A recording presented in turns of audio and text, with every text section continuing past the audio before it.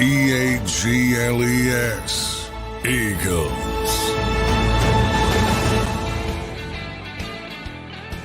Welcome in, Birds fans. Welcome in, Eagles Nation, to another Thursday edition of Birds 365, coming off day 2 of Eagles minicamp. Moving into day 3 today. Johnny Mac was down there yesterday. Good morning to all of our people in the chat. Good morning to anybody listening to us on the podcast. We appreciate you all being here. Make sure you drop a like, leave a review on the podcast. Johnny Mac, good Thursday morning to you, sir. How you doing this morning? Doing well. School's out for the summer. Last day of school today. Last day of minicamp. Is that what it is? Is that just in Jersey? No, that's the Eagles. Yeah. No, I don't know what school. I was going to say, I'm like, Johnny Mac, is there something I don't know here? Last day of school for the Eagles. I got to make it clear. And then they're off for summer vacation. So last day of spring work, and yeah, everybody's going to be excited, jetting out of South Philadelphia as quickly as possible when they are released this afternoon. Yep. So pretty good stuff.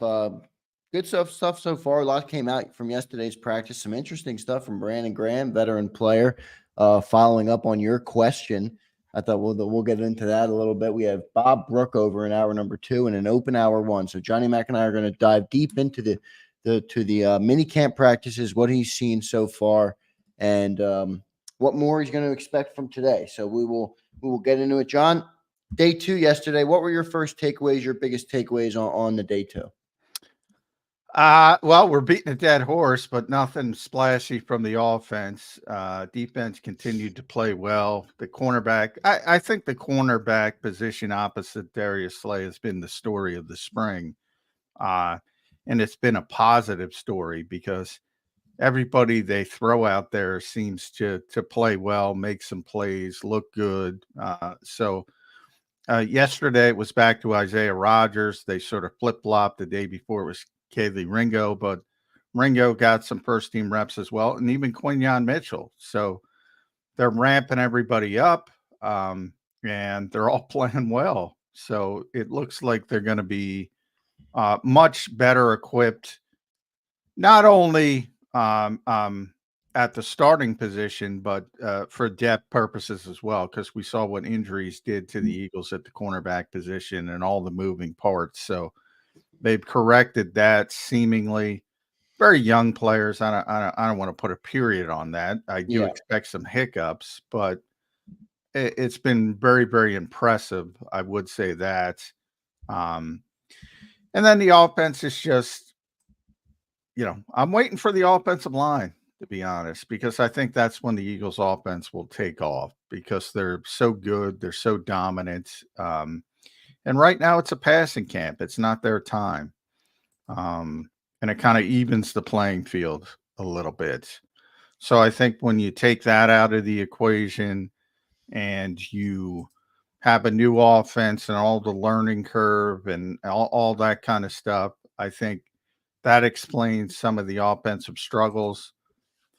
But can't lie to people. They've been struggling offensively. And, if you're happy about the defense and hearing all the good things about the defense, you can't have it both ways, right? So, John, is it more the defense is playing great or the offense is just flat out struggling, and part of that is making the defense look better? Well, I think it's a combination of column A and column B. Right. I think the defense is going to be better. I've said that the minute Vic Fangio got here, I thought it was going to be better just from the standpoint. You mentioned Brandon a little bit, but just from the belief factor, like nobody questions Vic Fangio. I say the same. It's amazing to me. He does the same stuff that Sean Desai did, and everybody's like, "Yeah, all right, no problem." And Sean did it, and by that I mean throw like it's not normal. And I talked about this with I forget who it was. One of the players yesterday. I'll figure it out in the break. Getting dementia in my old age, but it's not typical for a defensive coordinator to throw a lot at the players early. You generally build incrementally. And Vic said right off the bat, I like to throw a lot. I like to throw a lot at the players and see what they can handle, and then sort of whittle it down from there. I think it was Devin White who I talked about that with, but um, and Sean did that. And I remember in training camp, all the questions we talked about it on this show and all the stuff. And we're not going to talk about it this summer. I can't predict the future, but I can predict that because Vic's got that reputation, that cachet. Nobody's going to question him. Everybody's looking, what is Sean Desai doing? You know, putting James Bradbury in the slot, using guys all around. He was doing the same thing he was taught from Vic Fangio. But it's a big difference when you have that experience and you have that resume and people have this trust in you versus what they don't have trust in you and they question basically everything. And that's sort of what the difference is on the defense. It's amazing what cachet will do in the NFL, but it makes sense. I mean, this is a league of grown men, the best athletes in the world. I mean, you know, when you're a coach who's been around for 40 years, by default, you have more respect, and cachet goes a long way, even in this situation you're explaining, where it's the tale of two coaches. They're doing basically the same thing, but everybody loves it or is accepting of it on one hand, and everybody questions it. And the young guy and Sean, I mean, he literally learned directly from Vic Fangio. He was doing what Vic taught him. Now, I'm not trying to say Sean Desai's the same as Vic Fangio because I think that experience plays into game day and all that kind of stuff and decision making and all that.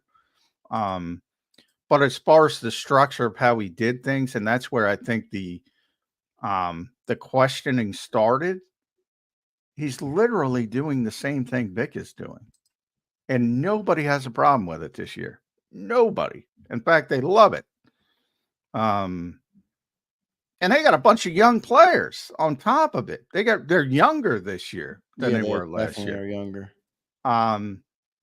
Yeah, it's interesting. It's an interesting study in human nature, to be honest. Yeah, so it's all defense right now through minicamp. So pretty good stuff for the Eagles. I'm not ready to be concerned about the offense. I will say it's a little, you know, when are we going to have a good day? I'm not going to, like I said, I'm not going to There's only one day left. I'm not going to over exaggerate it, but it's kind of troubling, I would say, that they can't complete a good pass or have a big play in a camp like this where you're in helmets and shorts and you're set up to be a passing camp, as we've called it. But again, I digress. Let's stick on the defense for a little. We just talked a lot about Vic Fangio. John, I was excited to hear that Cooper DeJean was getting some reps in the first team defense, like up against the first team offense, made some plays, looked pretty good. Tell me a little bit about what you saw from Cooper DeJean and also Quinyon Mitchell. He should have had an interception on Jalen Hurts as well. Undercut a short route to AJ Brown and just dropped it. So, yeah, I mean, Cooper's playing well. They're getting him involved in the first team nickel.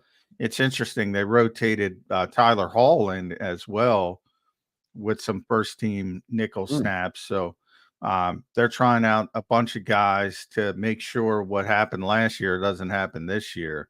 And after Avonte and to a certain extent, even before Avonte with Zach McPherson, but when he got hurt in the preseason, they were just a revolving door and a mess in the slot. So they're doing everything, and they seem much better equipped to handle things in case there's adversity in the secondary this year. But he's playing well, and Quinyon. Yeah, I it's interesting. I'm so excited personally as a prospect for Kaylee Ringo, which I've talked about a lot on this show. Isaiah Rodgers has been tremendous, arguably the best player in the spring for the Eagles. And I still think Quinyon Mitchell is going to be there week 1 because he's played well too. And that's where they want to go. And that's the long-term answer. And he's doing nothing to make you think he can't handle it. So he's playing well. Yeah, it's been impressive and remember, these guys are generally against AJ Brown, and in the minicamp, Devontae Smith. So Yeah, right. that factors in. And when you say they can't get a big reception, they had a dig route that went 20, 25 yards to AJ. They had a corner to Dallas that went 20 plus. So I mean, there's little pockets of AJ always makes plays. Dallas is always open, it seems.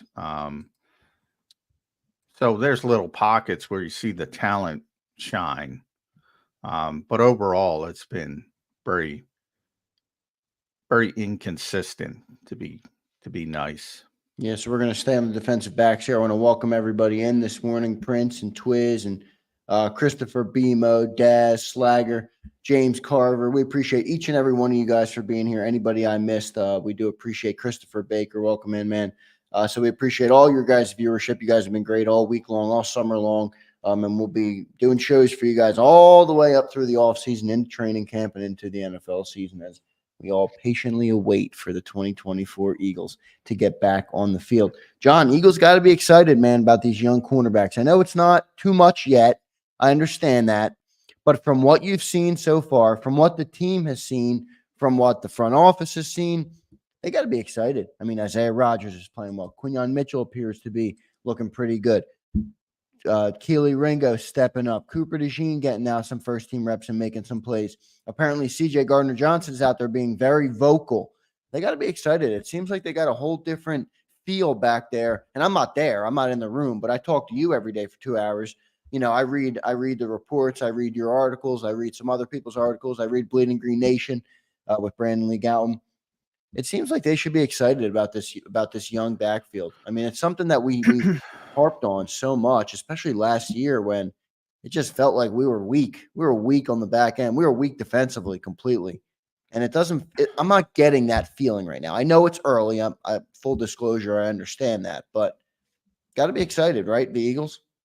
Yeah, I mean, yeah, especially about the young corners. And that's, I mean, they took one at 22 overall. They took one at 40 overall. So Yeah. you're getting high level talent from a rookie perspective. And then Howie, you know, when we did talk to Isaiah Rodgers, we did confirm with him, like nobody else called him. Nobody else called him. The Eagles were the only team who said, yeah, we'll wait. You know, he's got talent. He's played well. Yeah. You don't have to pay. I think a lot of people, they didn't have to pay him. The contract holds during the suspension. So you essentially just signed him to a 1-year, $1 million deal. Holding deal. And it was held in a stasis until it started. Winning outside the margins again there. He's certainly an NFL player. And nobody else even thinks that way in this league. It's astonishing. They're like, well, we'll make that decision when it's time to make that decision when he gets reinstated.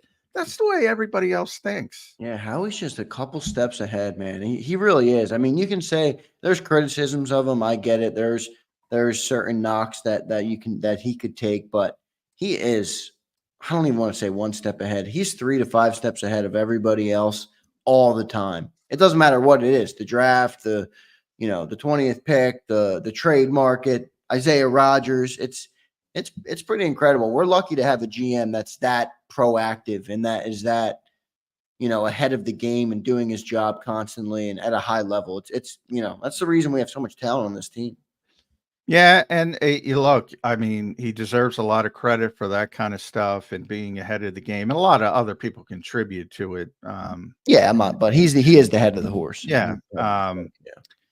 And with a guy like it's amazing to me that nobody else said, all right, because there's so many cornerback deficient teams in this league. If you look around, so many teams need cornerbacks. Because it's a passing game and everybody's throwing the ball all over the place. You see the receivers coming in. You see all the great receivers getting big-time contracts over recent days. Justin Jefferson resetting the market as number one. But every year it seems like now, because when we talk about passing camp, that trickles all the way down to college and even high school.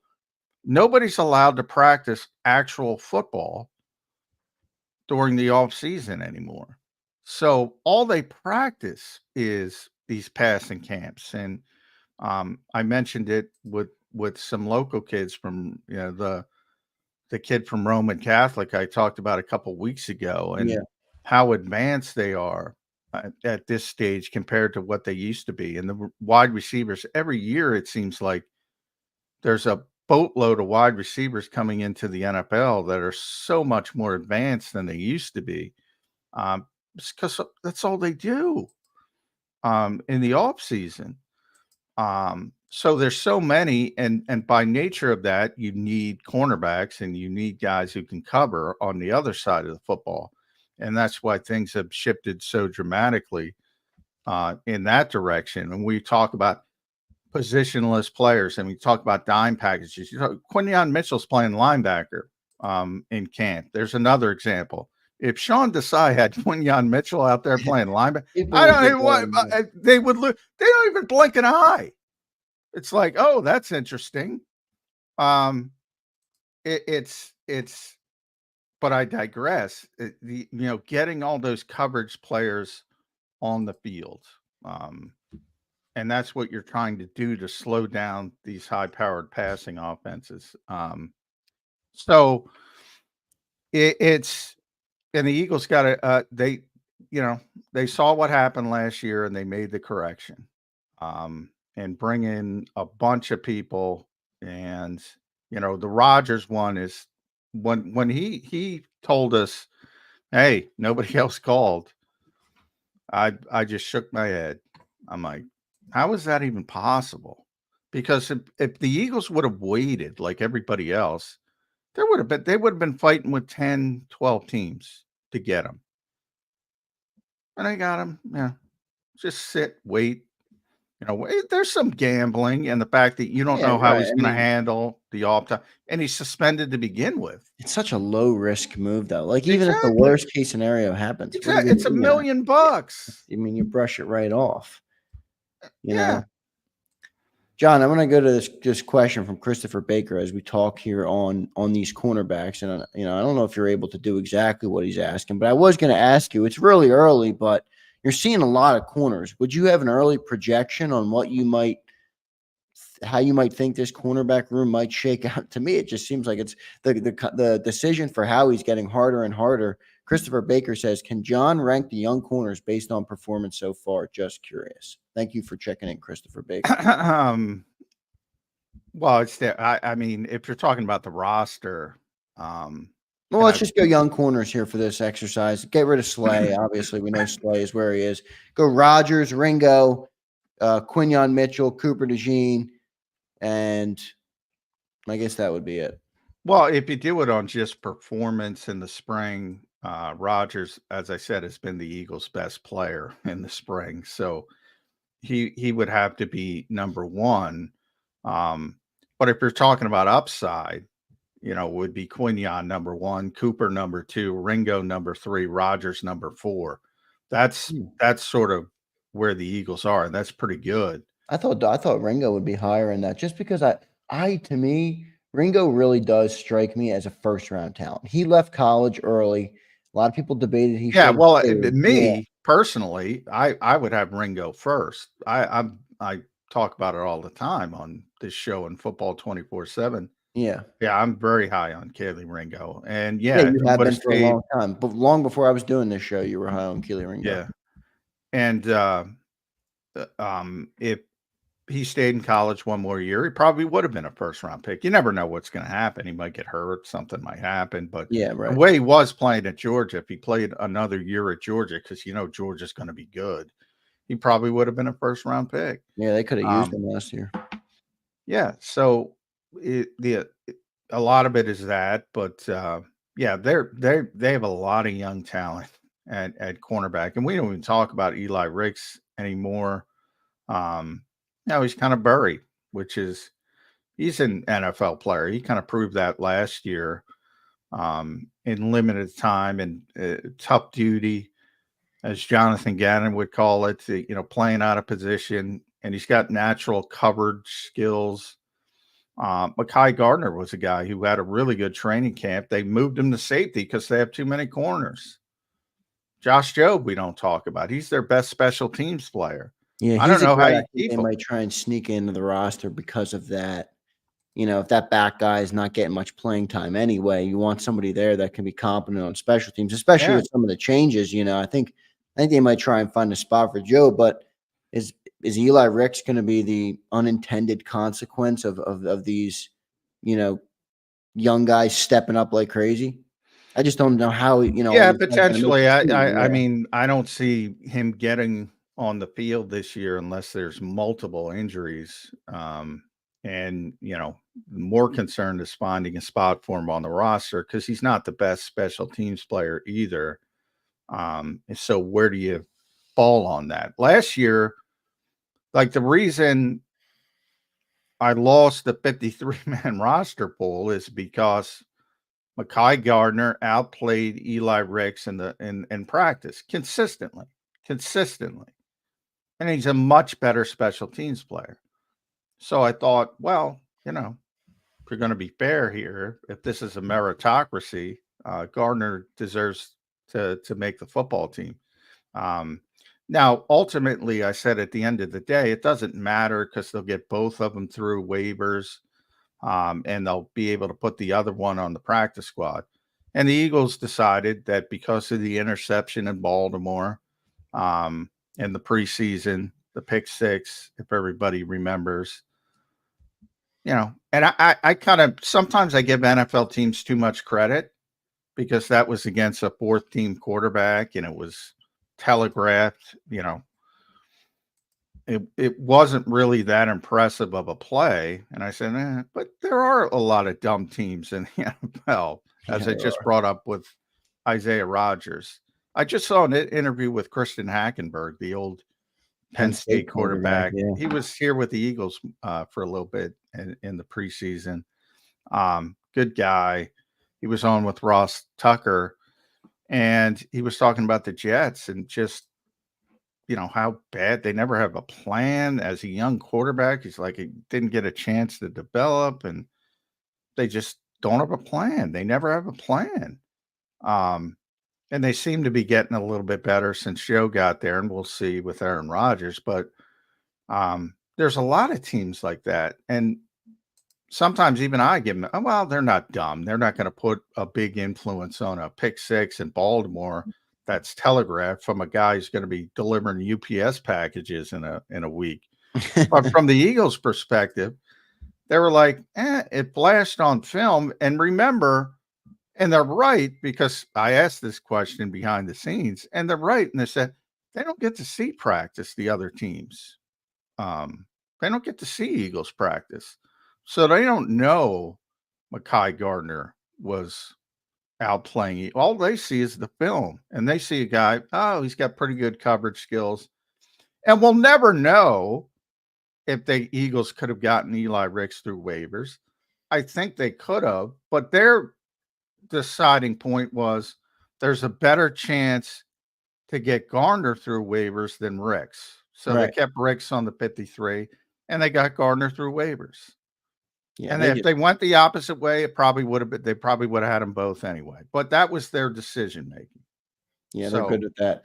I'm going to stick on defense through this whole segment. I promised to our Eagles Nation in the chat we will get to the offense. I don't know if it's going to be as positive over on that side, but we will talk about them. We have a full hour to play here. No guest in hour number one. Bob Brookover is coming up in hour number two. Does great work on NJ.com. I think he's really done good since coming back to cover the Eagles last year. He does great work on NJ, and I've been reading all his articles, so good stuff.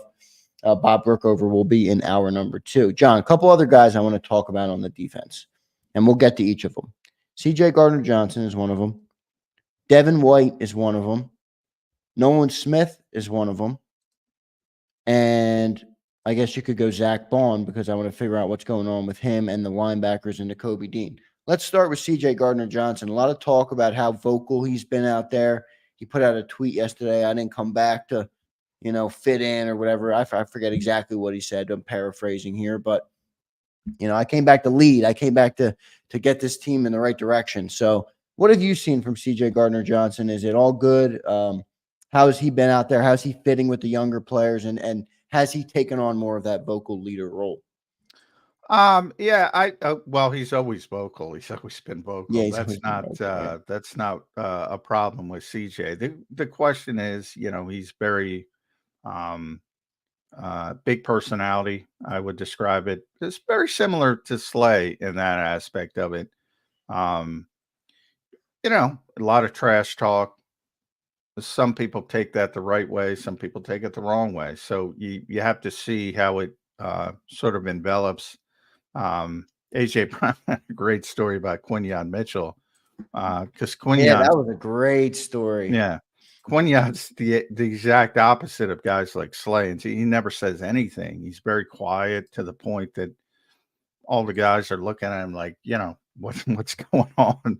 And out of nowhere, he said, trash route. I guess I mean, AJ had that a is bad all route. time. You don't Yeah, speak much, you're a rookie, and you yeah, say to the $32 million top 3 wide receiver in the yeah, NFL, that route was trash. I love that. I'm sorry. yeah. That is competitive. Anybody who played sports growing up, that's classic trash talk right there. I love it. Yeah, and that's where it really bombs. And it said that you could tell it took AJ.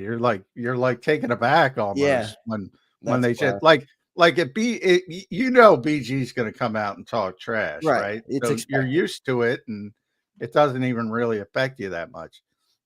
When somebody doesn't, and then they drop a bomb like that, it's like, whoo. Um, so it was a great story from AJ, but The quiet um, assassin, the silent assassin, we'll call him. yeah, and CJ's more of the Slay type with the big personality, and Yeah. he's always talking, always. So it kind of depends on where he is as far as, but he can play. I know that. I don't know about the leadership aspect, but he's a playmaker, and I think Reed Blankenship might be the most underrated player on the Eagles. Wow. That guy just can play, and everybody thinks he can. I guess because he was undrafted, but he had an interception on Jalen Hurts very early in the practice yesterday. Just you know, over the middle, short pass to Devontae Smith, snipped it out right there, easy interception. Just has a tremendously high football IQ. So I think that twosome's going to be better than people think. Everybody's still talking about Justin Simmons. I don't.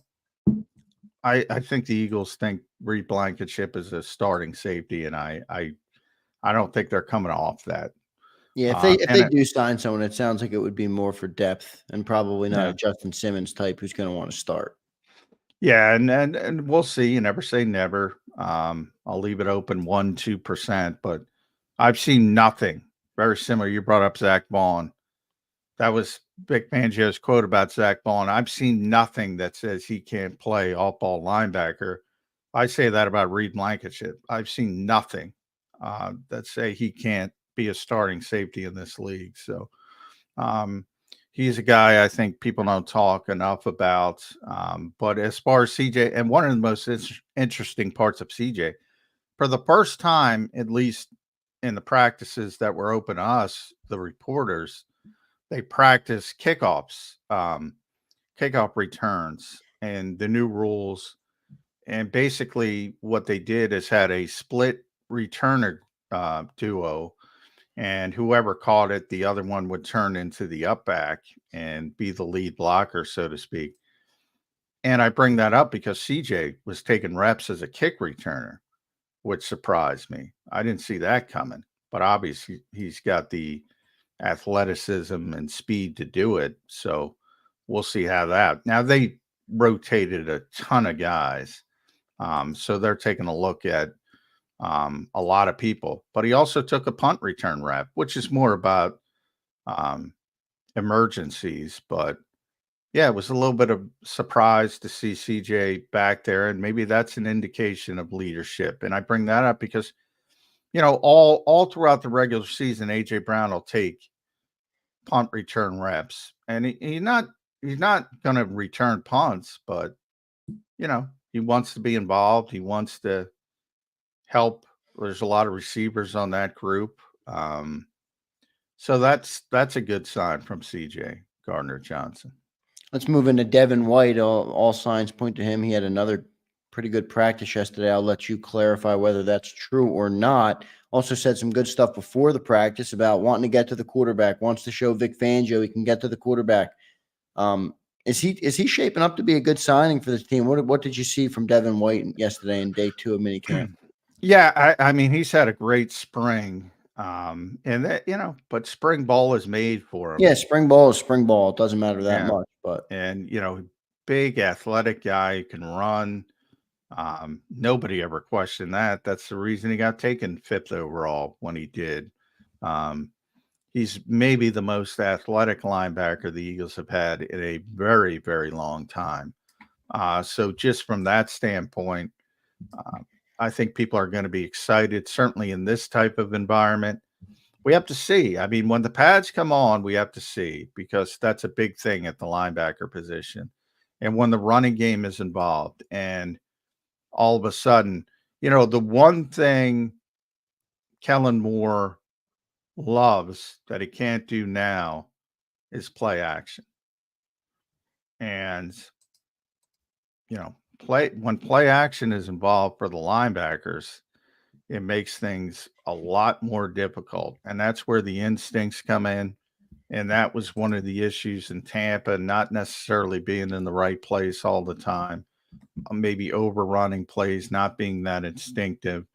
So the athleticism standpoint, you can put a period on it. Devin White's great from that standpoint.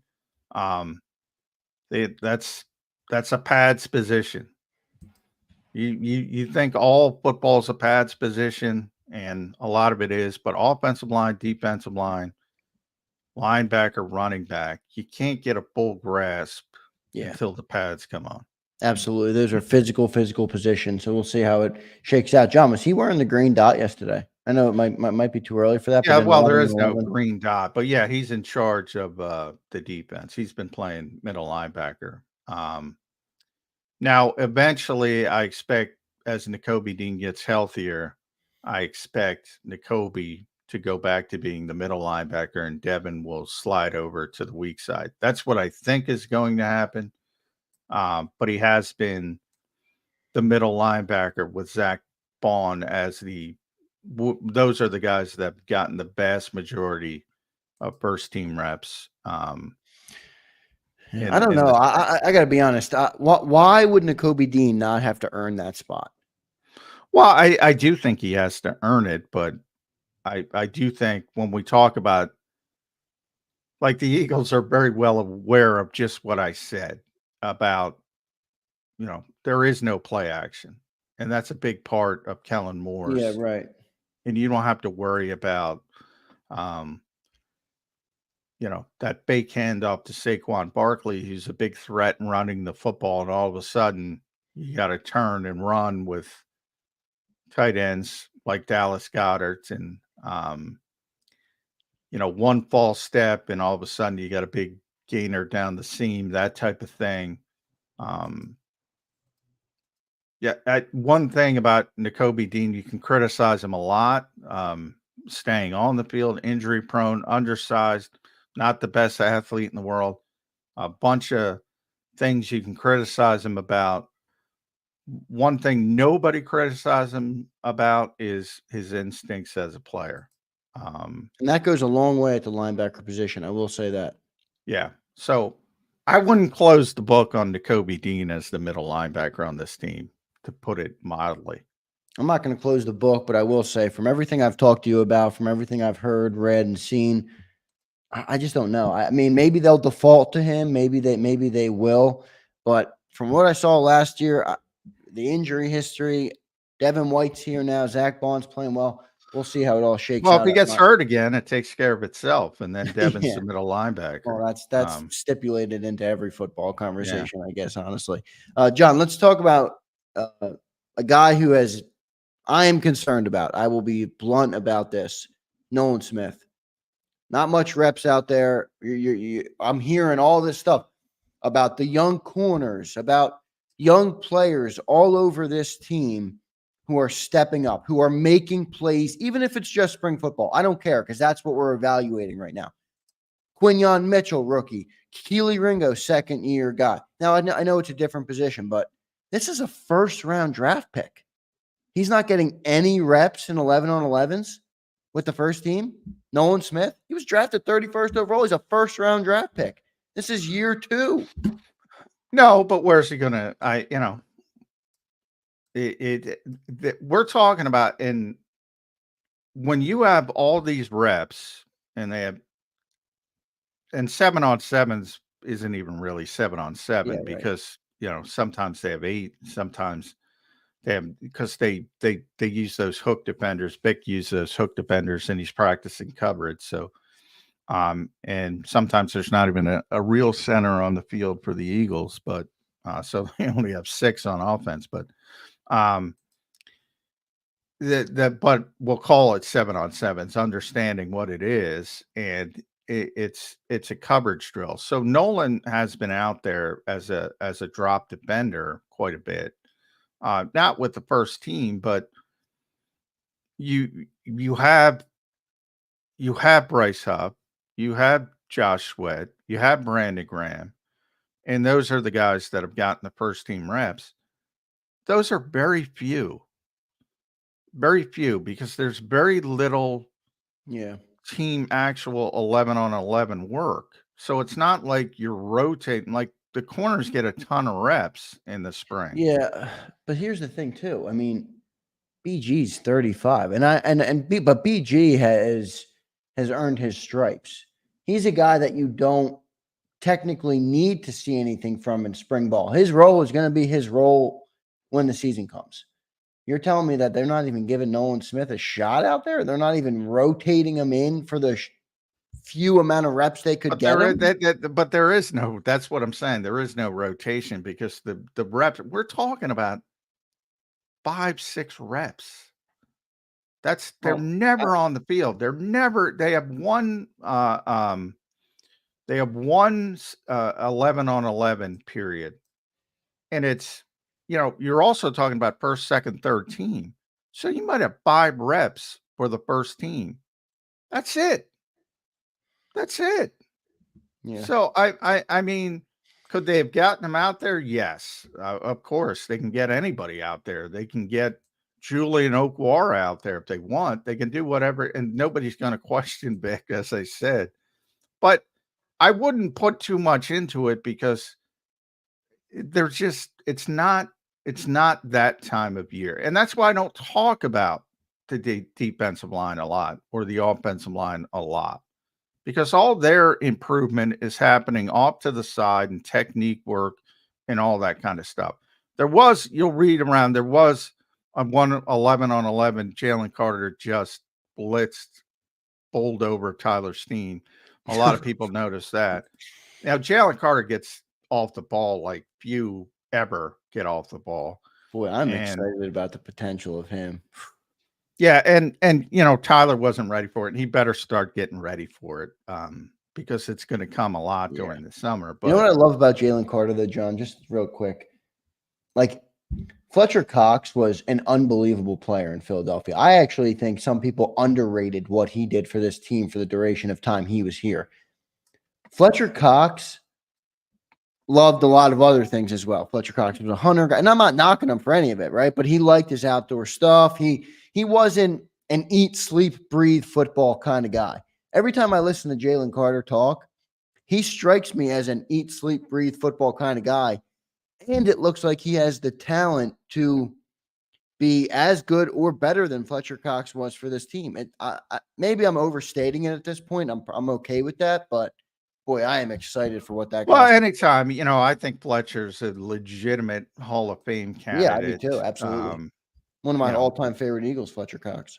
A lot of things have to go right for Jalen Carter to have a Fletcher Cox level career, but I do think he's got more talent.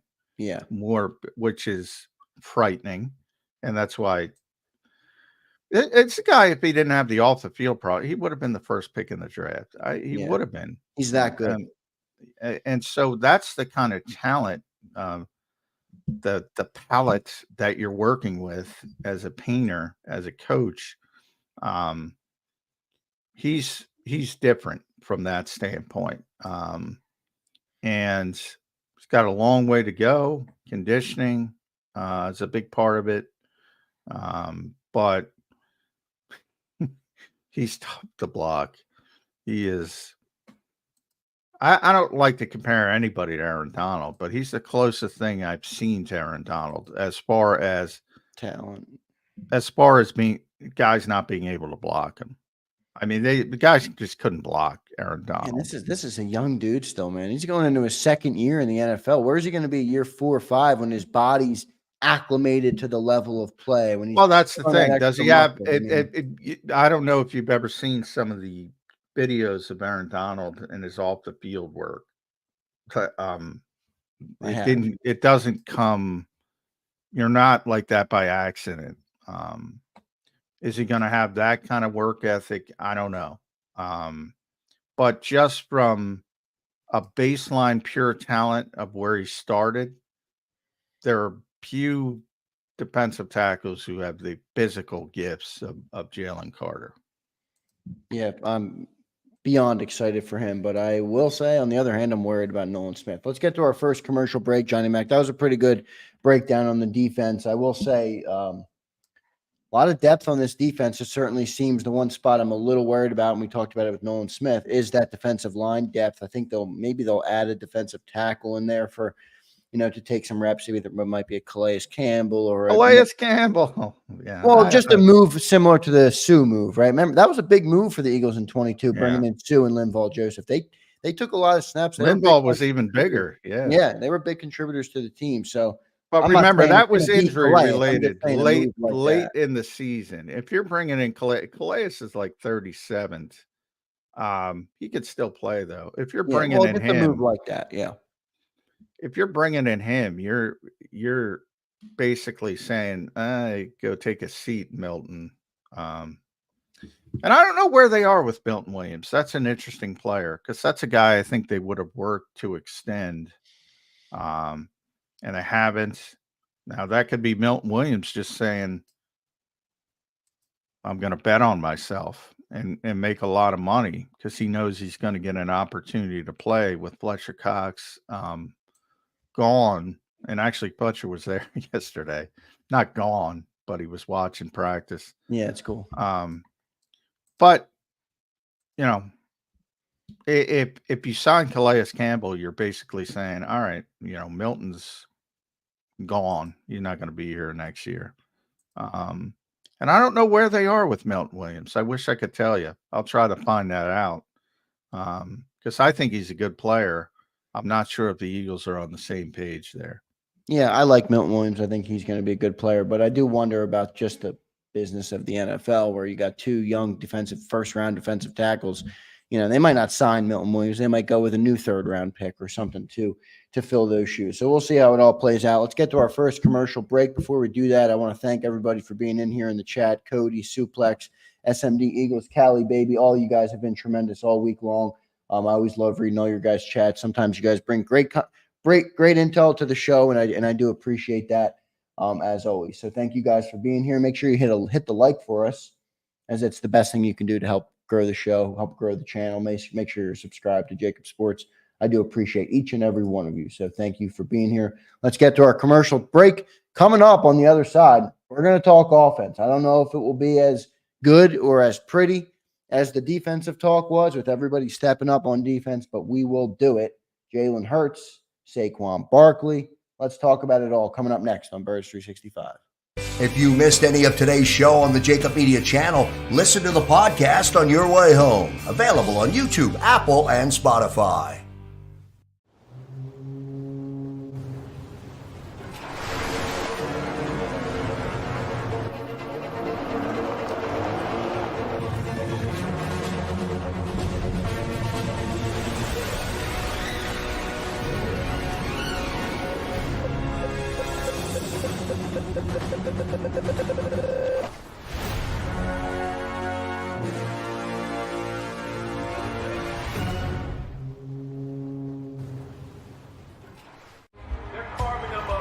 good play calling along the way. First and goal at the 6.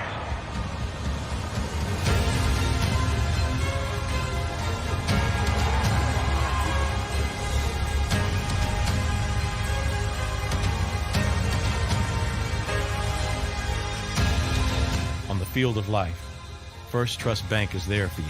Champions on 3. 1, 2, 3. Because Philadelphia dreams deserve a Philadelphia bank. Heading down the shore.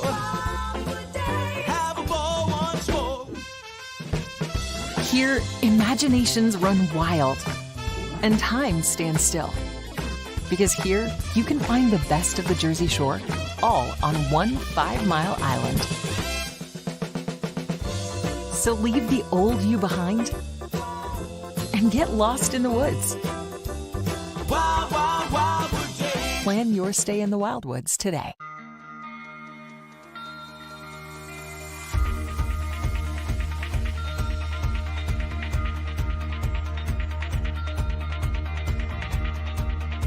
Hi, I'm Jim Muehlbronner, Managing Partner at Del Val Insurance Group. Give us a call. We're a local, knowledgeable agency, not an 800 number. Go Birds!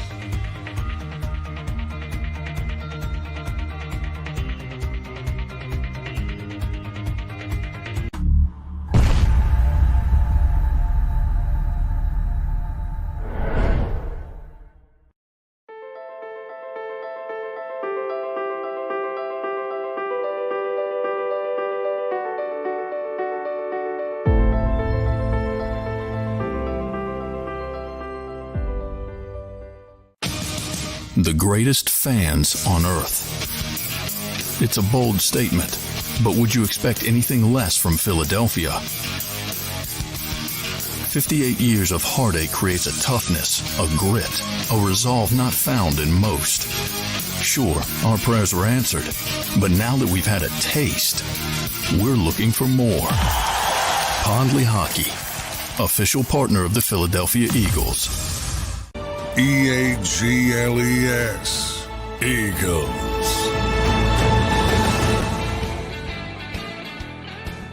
Welcome back in, everybody, to Thursday's edition of Birds 365. Thank you all for being here this morning. We're about to talk offense, coming off of day 2 of minicamp. John, before we do that, what's the day 3 schedule? Same today, heading down there around noon. I know you're heading down there right after the show. Could probably have to talk to some people, press conferences and such, but what's the schedule for the team and for, you know, when we'll be able to see some action? Yeah, they moved up practice today a little bit. It's going to be at noon. It's supposed to be real hot down there today. Is that why they did that? I don't know. Might be it was raining. I haven't looked at the forecast. Might have something to do with that. Other than, you know, being the last day of school, I said some teams canceled the last day. Eagles are going to go. Probably need to work. They're only going to go 50 minutes, I think. So short practice. Then Nick Sirianni, Jalen Hurts are going to talk after practice.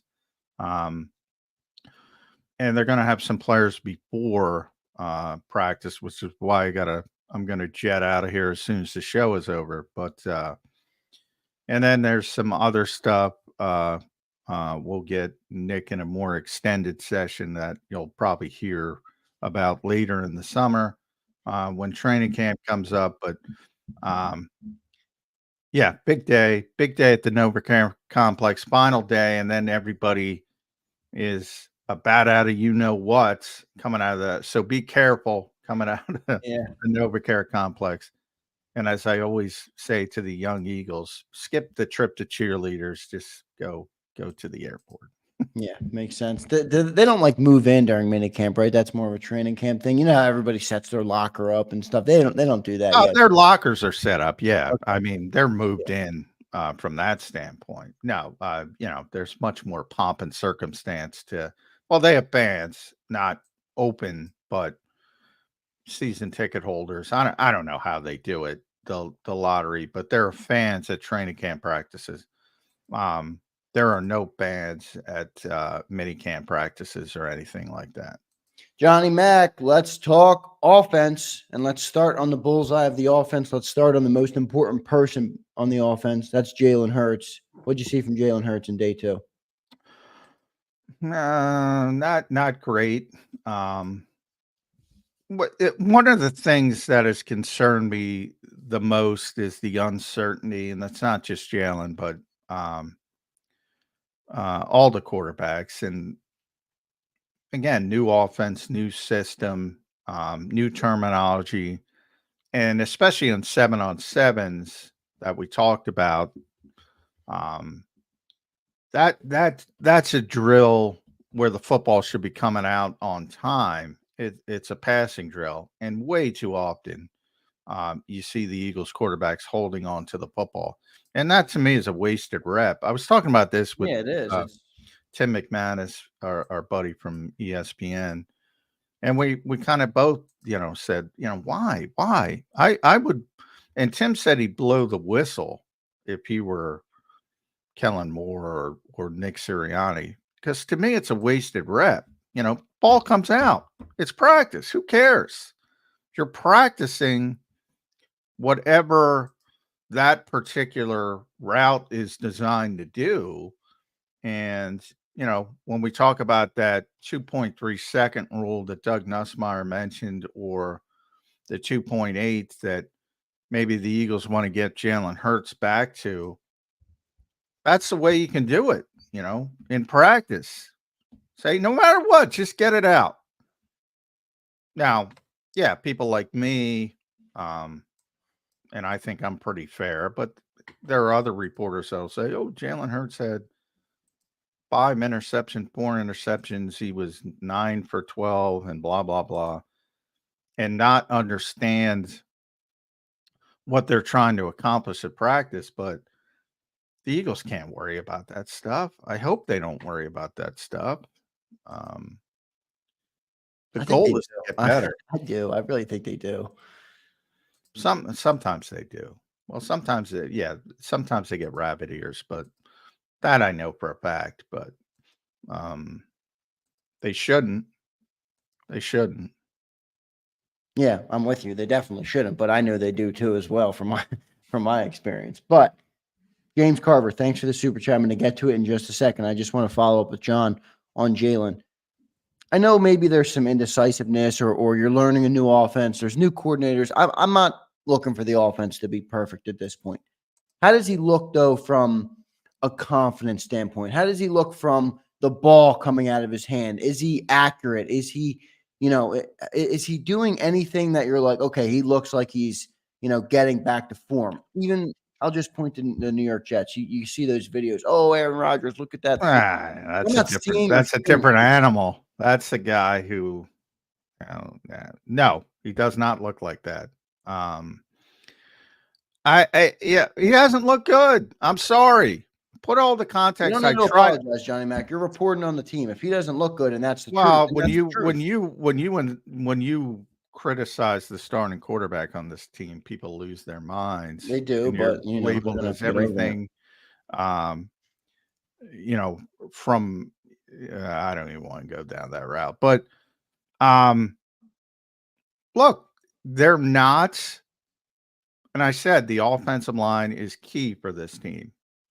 I would say the key for this team, because that's what ships everything. Everybody talks about the playmakers, and the playmakers are great. AJ, I often say, is the best football player on this team. Devontae's great. Everybody thinks Saquon Barkley's great. Dallas is great. And for all their talent and technique, that this thing runs on the offensive line. And they get better when they're out there, leaning on people, dominating people, play actions involved. Can't do anything if you don't block people. So I get why they're so important. And that's where the Eagles offense will start to come together and will start to look better when the offensive line is involved on a daily basis, and they will get better. And they are too talented to be a bad offense. But in the spring, when it's 7-on-7, they've been a bad offense. There's no spin to that, and you can look at any reporter that's been down there. Oh yeah, and I defy you to find one that has said the offense has looked good, and if they have, they're carrying the water and being a cheerleader. I want to stay on Jalen Hurts, and we'll talk a little bit more about him. I have a couple other questions on Jalen, but I do want to get to James Carver's $20 super chat. James, thank you as always. We do appreciate when you guys contribute to the show. It does mean a lot. It goes a long way. So we do appreciate your guys' support in the chat as always. We do appreciate it. James says, I have small concerns about offense, but as Zander says, I live in the past with Auburn. James is an Auburn guy.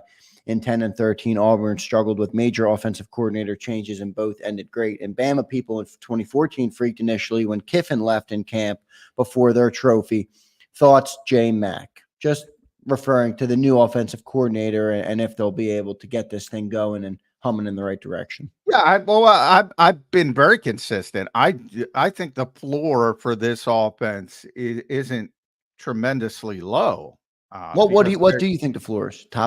They were 8 last year. Top 10. Similar. I don't think top 10 is good enough, John. $175 million in offense. Nobody thinks it's good enough. They didn't think the offense is good enough. That's not what I'm arguing. I'm saying that's the floor. That's the floor. And the floor in a top 10 offense is good in the NFL. It might not be what people want or expect or think it should be, but it's good. And that's the floor. Well, let's hope they play above the floor because they got bounced in round 1 by the Bucs last year playing as a number 8 offense in the league. So, well, there's a lot of context. The defense missed about 100 million tackles in that game, and AJ wasn't in that game. Offense still only scored 9 points in the game. So, yeah, on that front, but they didn't have AJ. And they, by the way, if they lose AJ, they won't be as explosive, and the floor goes down, as well. Because they're not the same team when he's not on the field. So he wasn't available in that game either. But if everybody's out there, it's going to be a good offense. The question is how good. The growing pains should have been expected. We should have made more emphasis on that because it is a big deal in changing terminology and adding elements to the offense and the motion. You're going to see more motion. You're going to see more bunch sets. A lot of people ask how much of Jalen Hurts has been under center. Not much, but it doesn't matter because the offensive line is not involved. Right. So, one thing, and it might have been Dallas, somebody was talking about Kellen Moore likes play action. It's not even involved. You can't, right? It makes so it makes sense. There's a lot of stuff naturally missing right now, which you can't practice without it. I mean, yeah. So I'm not trying to say it's going to be a bad offense. There's no way this is going to be a bad offense. But we're talking about spring football. In 7-on-7 spring football, passing camp, pajama day, Bobby King football, they have looked bad. Where I can lie to you and blow smoke up your you-know-what. I prefer to tell the truth. John, we will take the truth all day and twice on Sunday. We appreciate you giving the truth and telling us what you saw. One thing I will ask about Jalen Hurts, and Daz in the chat brings up a good point, and he had a question earlier. I'm not going to scroll back and find it, but are you seeing anything that he points to there with leadership on the field with Jalen? I know he's not. I'm not trying to change Jalen Hurts. I know he's more of a subdued, stoic guy, which I think serves him well in some spots. I do, but he is eventually going to have to take the baton of being the leader of the football team. You're the highest paid guy. You're the quarterback. With that comes leadership. Comes being a vocal leader, comes connecting with players, comes all of those things. Are you seeing any of that from Jalen Hurts? Are you seeing field leadership? Is he calling out stuff at the line? What are you seeing from Jalen Hurts from that perspective so far? And I'll go back to OTAs too, just in all of the things you've seen this summer. No, but you're not changing plays at the line of scrimmage in practice. You're not, there's no need to be overwrought in practice. There's no need to turn into Tom Brady throwing a iPad or MS, whatever Microsoft is, ThinkPad Circus pad or whatever the heck well, they are. whatever. They get no pub for what they do, but Yeah, everybody calls it iPad. It's like the yeah, worst sponsorship ever. yeah, Everybody, it is. their direct competitor is Poor Apple. guy. And everybody's calling So I them. try to get it right. I think it's ThinkPad. I try to get it right, but because they do it is the worst. Surface. It's a Surface. Microsoft Surface. Thank Yeah. you. Yeah, I appreciate it. That tells you how much it's working. Anyway, yeah, I mean that stuff doesn't exist again in practice. So, but from your larger standpoint, like he's not changing. He's not changing. Like you wouldn't expect. Well, some people expect, and some people don't like Slay's a personality. A lot of fans don't like it. Some people don't like CJ's personality. It's not changing. And Jalen, they won 29 of 32 games with this stoic Jalen Hurts. He was the best player on the field in Super Bowl 57. Yeah, it was a little bit of a different time though, John. There was more leaders. You had Jason Kelsey up front. I mean, it's a different feel. As time goes on, he is going to be the guy that has to lead. And I'm with you. I don't want to by nature, his position includes leadership. But remember, this was a knock on Carson Wentz too. He's a great quarterback, but there's other things that come with being a quarterback that's not just having talent. And he wasn't very good at that. Jalen has talked about this in the past. Like everything's fine when you're winning. Everything, like people don't think he's a leader because they lost, 6 of 7 games, whatever. They thought he was a leader before that. He literally didn't change. When you hear new guys come, what's the first thing they say? Almost to a man. When they get asked, hey, you got any friends on the team? Anybody contact you? It's almost always Jalen Hurts first. Goes out of his way to text people, welcome him to the team. He's the same guy. He's always been the same guy, but it's similar to play calling. When I always say my play call, like there's multitudes of ways to judge leadership. I don't think leadership is even remotely an issue with Jalen Hurts. If you want to discuss Jason Kelsey leaving and Jason Kelsey's responsibility for calling out protections and where does that go? Does that go to Cam Jurgens? Does Jalen Hurts got to pick up more of a piece of that pie? All of that stuff to me is legitimate. Leadership, just because you lose a football game doesn't mean you became a bad leader from when you were a good leader. No, that to me makes no John, sense. I do disagree on this, where I think different moments, different circumstances, different things that happen require different action, require different things that you do to handle said situation. I'm not going to be the same person in every situation.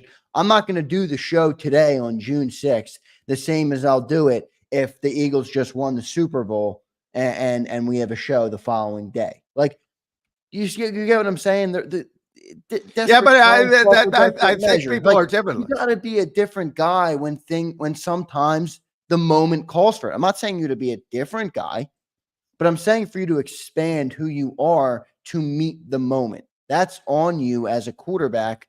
I'd like to see Jalen do a better job of that this year because I don't think he did last year down the stretch. Yeah, yeah, we disagree on that. He to me is, and I think everybody is the same guy. I don't think people change their personalities. If you do, you're James McAvoy, the actor, did the movie Split with the split personalities. You got 18 different personalities. You're probably nuts. You got one personality. Yeah, I get that. And it changes. It doesn't change. You might have a bad moment in a game where people blame AJ for being emotional on the sidelines, but he's got the same personality all throughout the process. As I mentioned, Slay and CJ and Quinyon Mitchell, being so quiet. People have personalities, and their personalities generally don't change.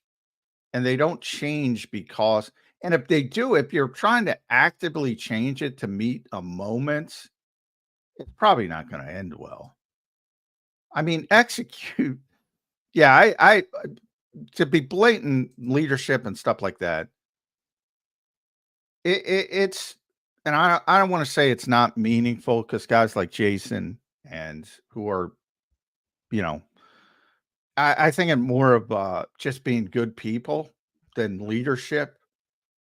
And being hard workers and going about your job the right way. I think that's more important.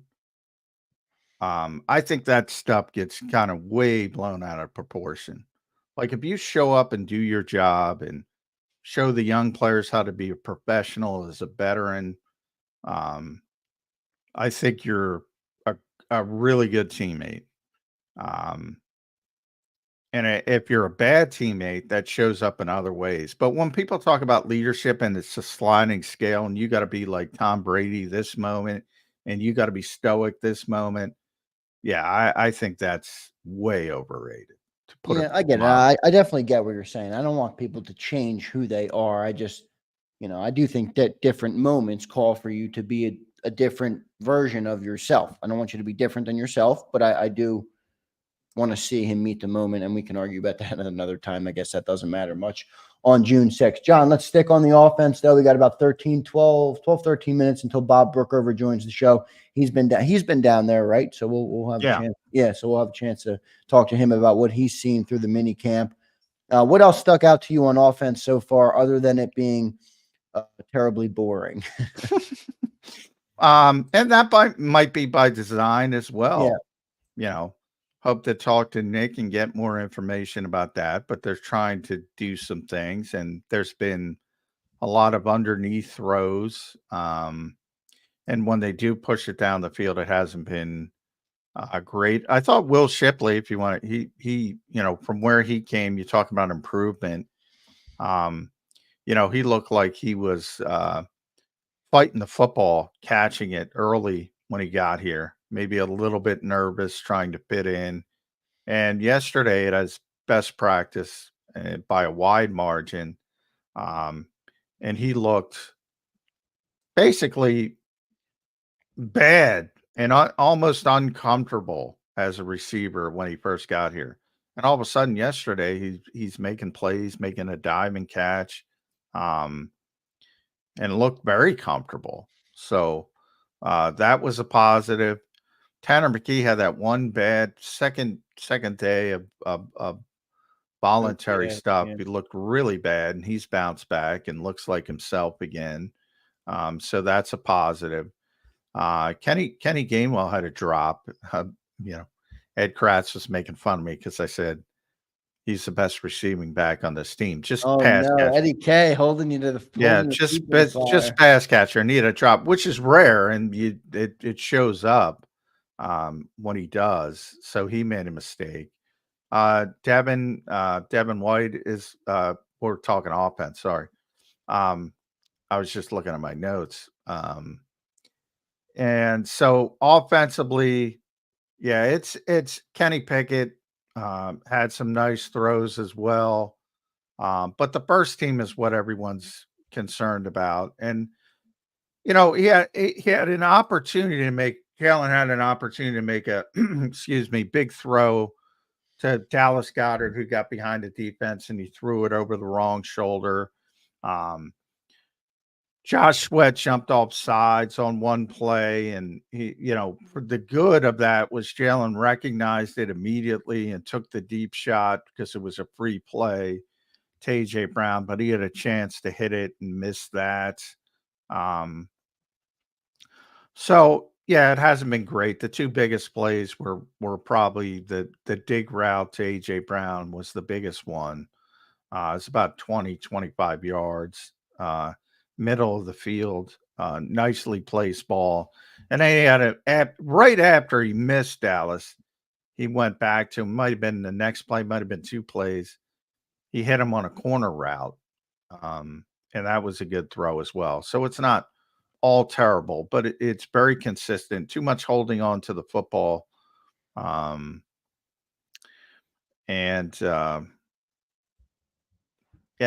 it's practice.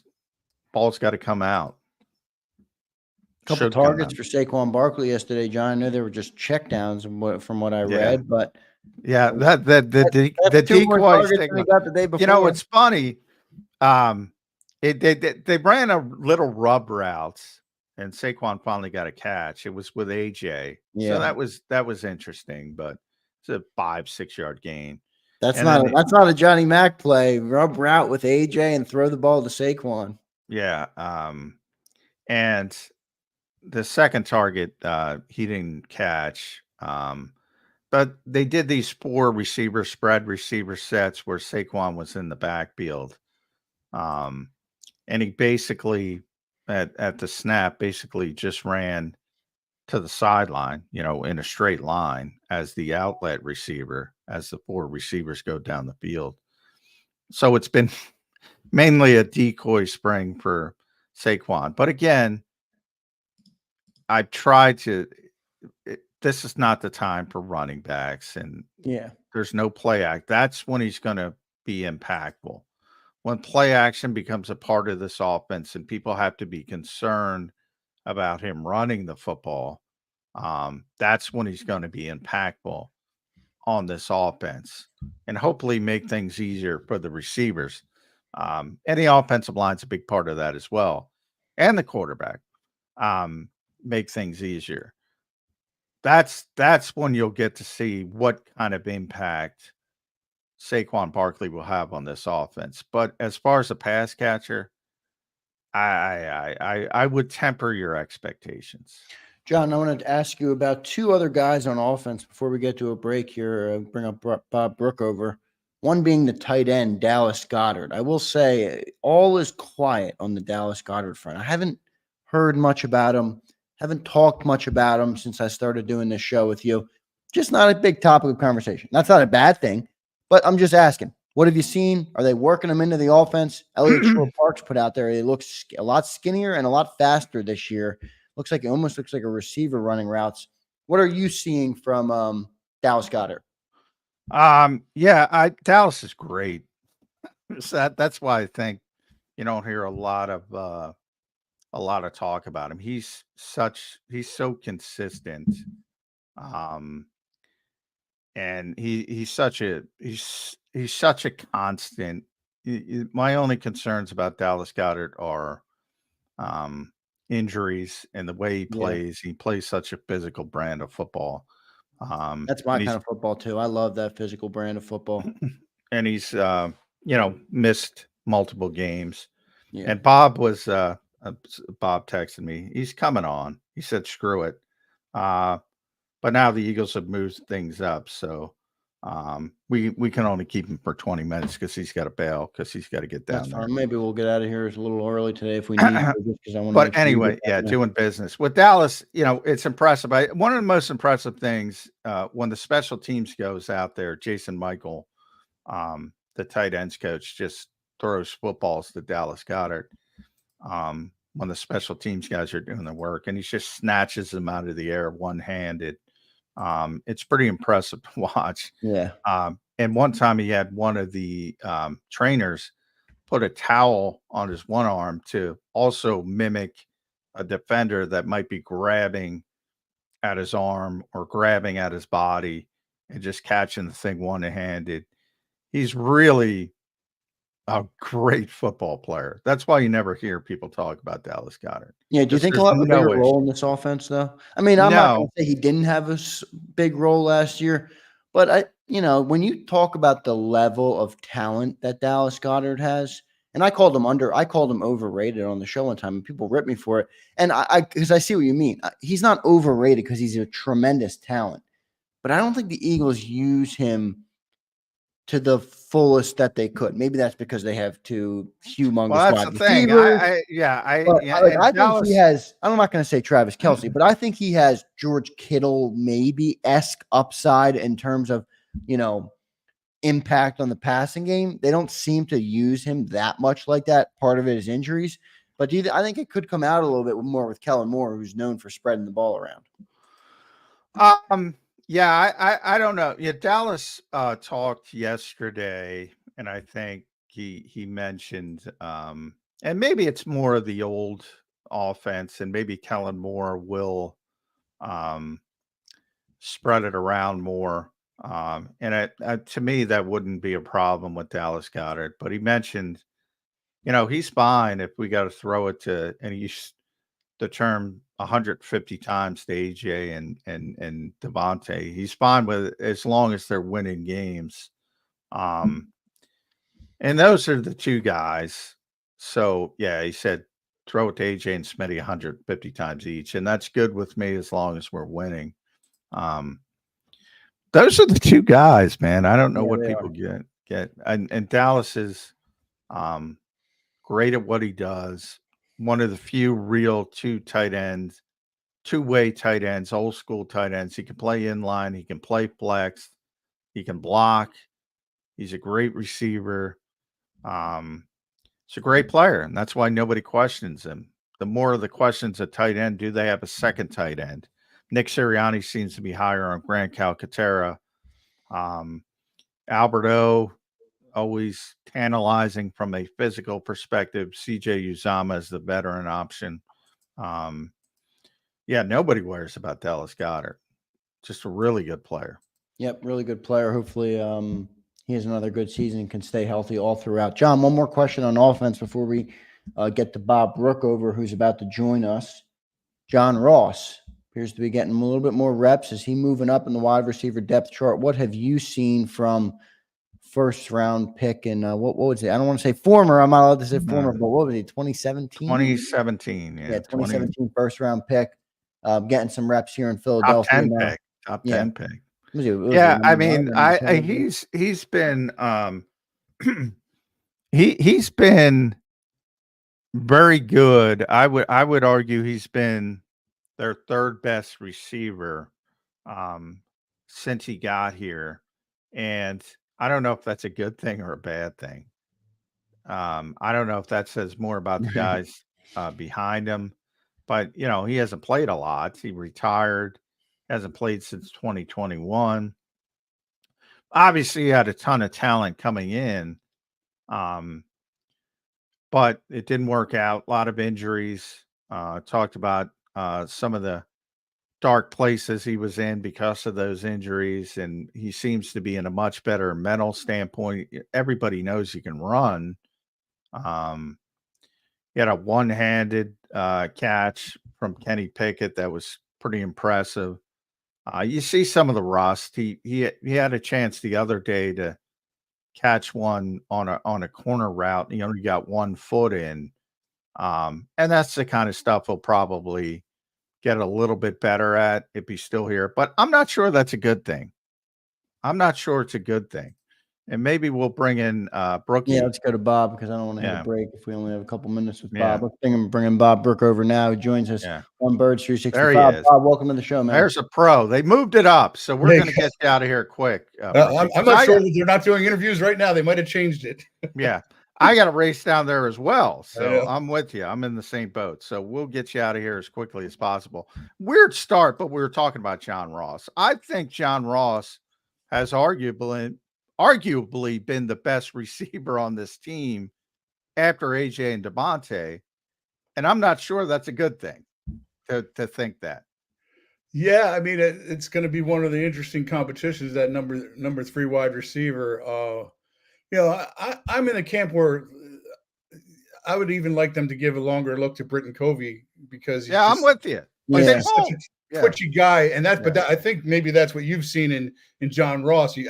And yesterday was the first chance I really got a chance to look at him in 7-7s, and just the twitchiness. I mean, he caught a ball. It was no more than a 2-yard pass beyond the line of scrimmage, but his quick inside move, it was like you could tell. That I forget who the defender was, but he was running away from him so quick. Now who knows, but obviously, I never want to put too much stock in 7-7s or OTAs or mandatory games. But yeah, I see what you're saying, John. Yeah, he can definitely move. I mean, there's no question about that. But I mean, you see some of the rust at times. He had a chance to catch one the other day where he only got 1 foot down. Hopefully that, as he starts to get back into it, that stuff will even out. But I'm a little bit concerned. To your point, though, too, is that a bad thing? Yeah. I guess, my question is, and Paris Campbell, because I've looked at him the last 2 years because he was with the Giants last year. If he could have that season that he had the year before in Indy in 2022, I guess he had 600 yards receiving. That's exactly what the Eagles would want from that number 3 wide receiver. Probably not going to happen that many yards. I just don't think it's a great concern because now you have Saquon in the mix. There's only so many times you can throw the football. Yeah, it's good. I'd like to see him have a good slot receiver, which they haven't had for a while. But yeah, Dallas factors in that as well. I mean, Dallas Goedert seems to be having a very good camp, and he's one of those guys that's just rock solid. You never really talk about Dallas Goedert because he's just good, and you know it, and you move on, and you say who's going to be the second tight end and things like that. But the offense as a whole, Brookie, you bring up. And I try to do this every day and bring up the context, and it's 7-on-7s, and the offensive line isn't involved. Kellen Moore loves play action. A couple of guys were talking about that. That's not involved. You don't have the threat of Saquon running the football. That's not involved. That makes it a lot easier for the defense. All of that context, though, the offense hasn't looked good. There are no splash play. There's got to be something in 7-on-7s. It's supposed to be an offensive tilted drill. Yeah, it is. And Jalen's tried some deep balls that haven't been successful. Other than dump passes, you really haven't seen a lot. You've seen some decent plays over the middle. But yeah, I mean, how much is that is they're still just getting acquainted with Kellen Moore's system? I don't know. You really got to see it in training camp, and even more so preseason, and even more so as AJ Brown pointed out. We can say this. We can say the chemistry is good now. We can say the chemistry is good in training camp, and we can say the chemistry is good in preseason. None of it matters. So the bullets are real, and you're out on the field for games to count. It doesn't. How they look September 6th in Brazil is what matters, and until I see that. It's really hard to form any kind of opinion about anything. Bob, what's your takeaways? You've now had 4 chances to see this team in the offseason, 2 OTAs, two mini camps, 1 more going today. What have been your biggest takeaways so far, if any?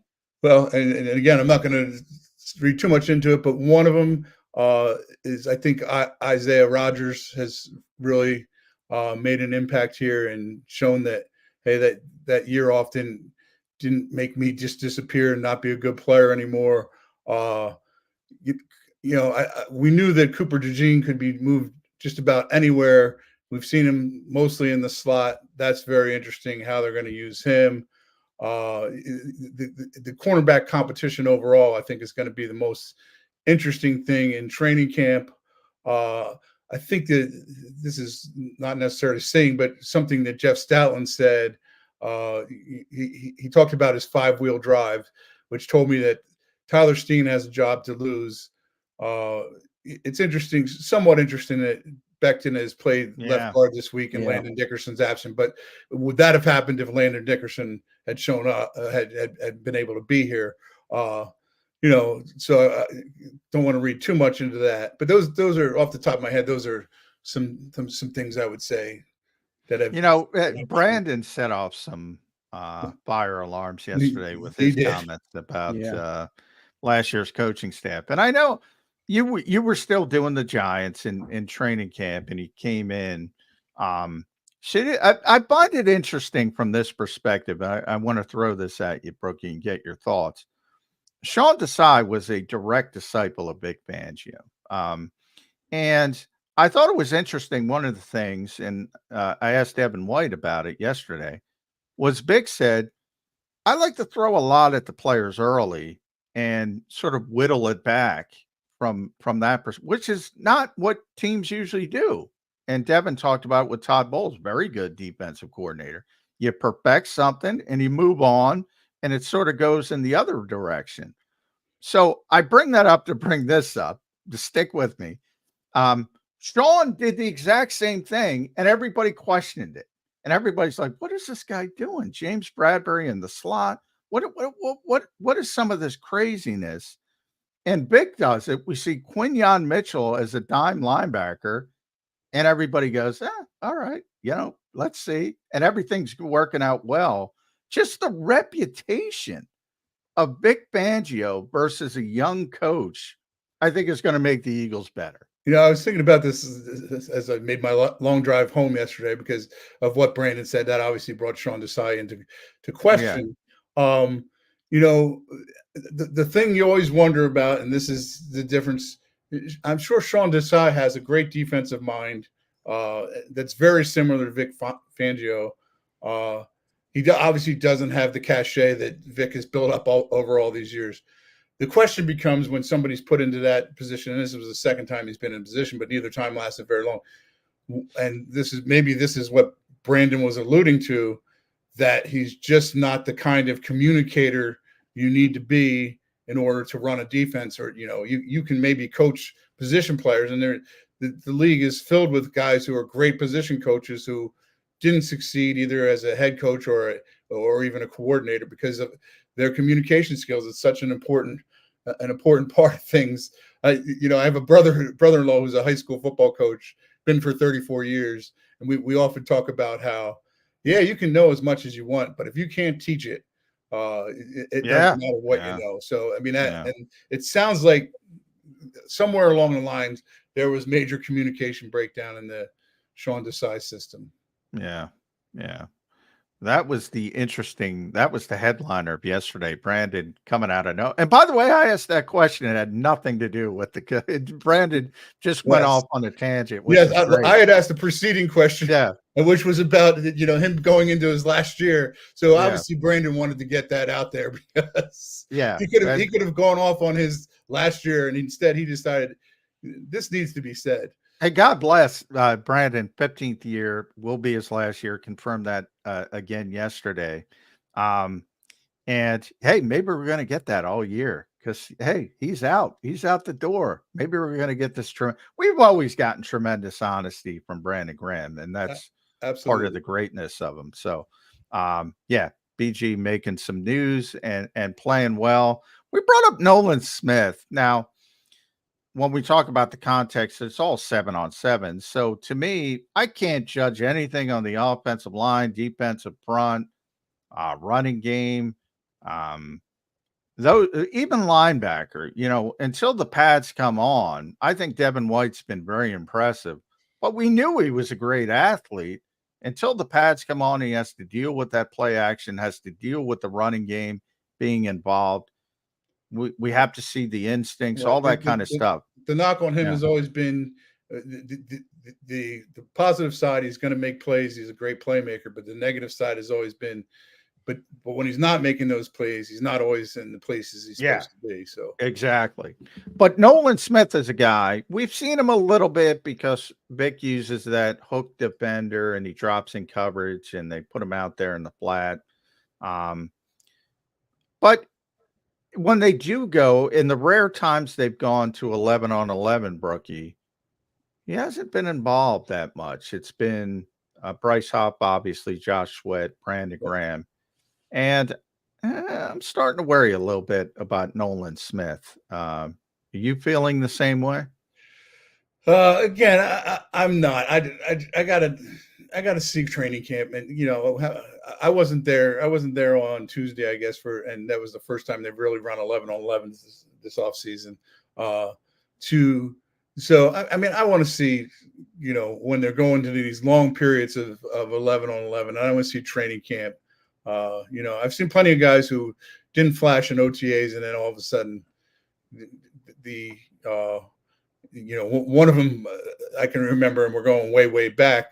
Trent Cole's rookie year, you didn't really see much of, and I know Nolan's not a rookie anymore, but you didn't really see much of him during training camp and even the preseason. And then, as we started getting into the season, oh, look at this Trent Cole guy. Look at this Trent Cole guy. He's, I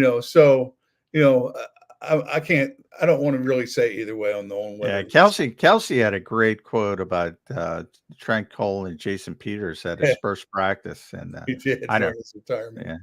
Yeah, exactly. I might not make it. It's like, I'm going to need a bigger ship.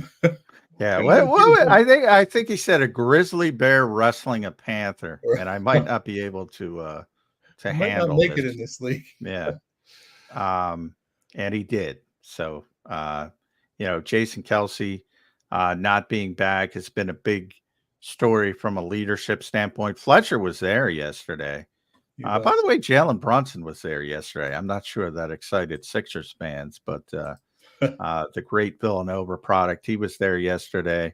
Last day of school today, Brookie, and we'll get you out of here because I know you got to run down there.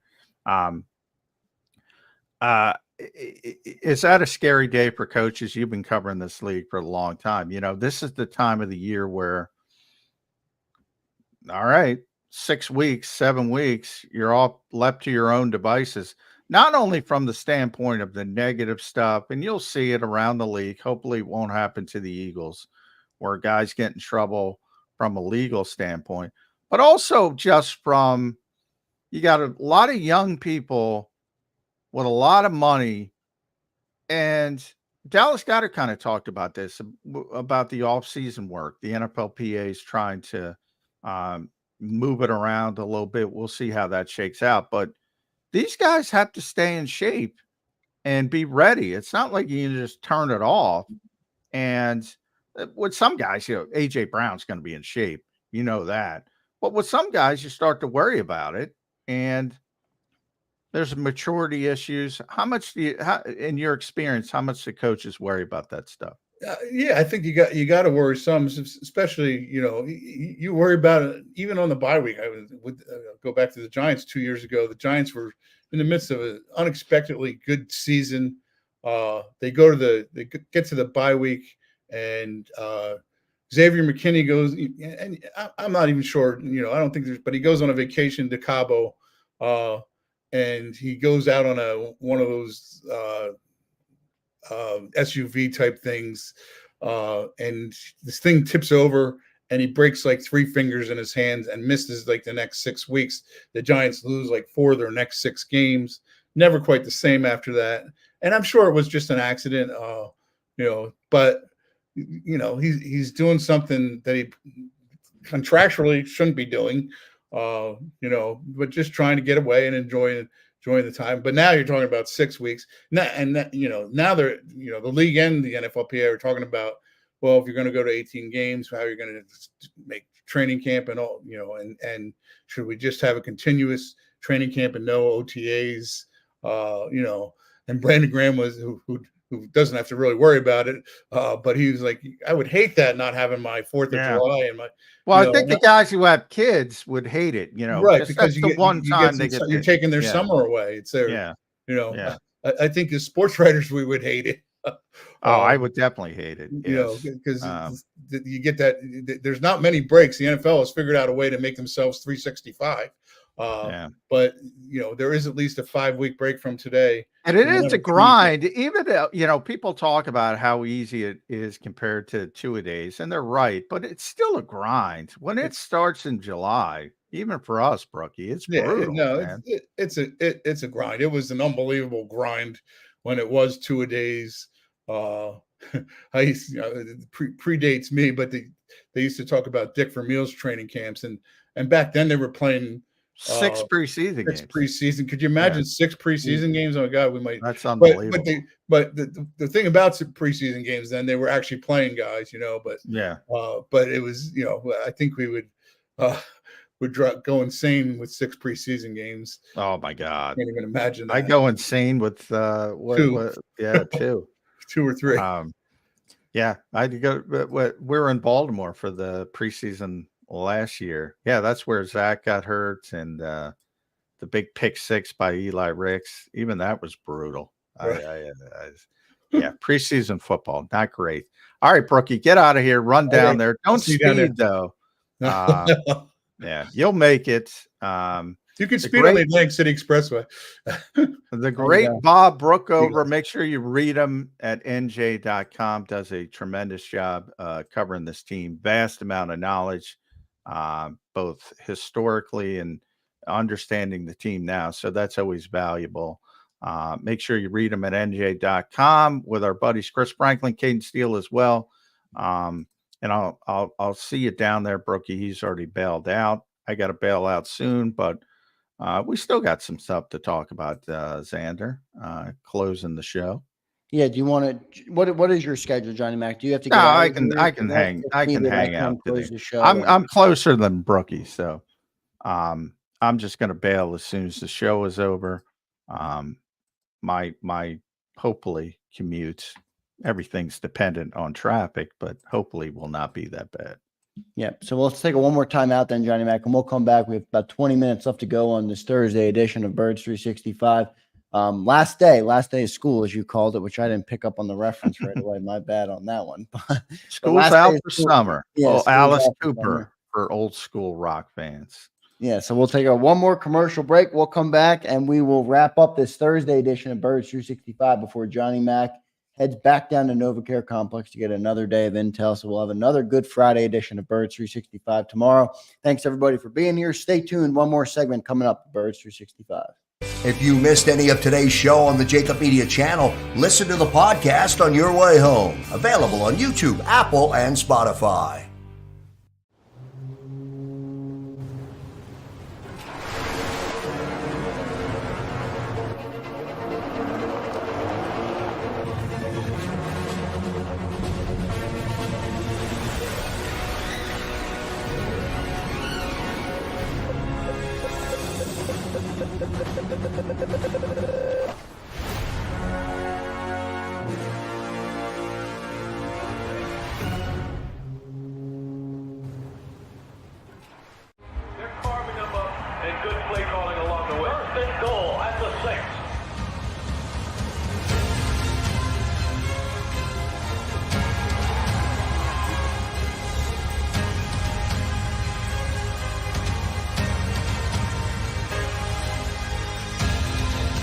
Field of life, First Trust Bank is there for you.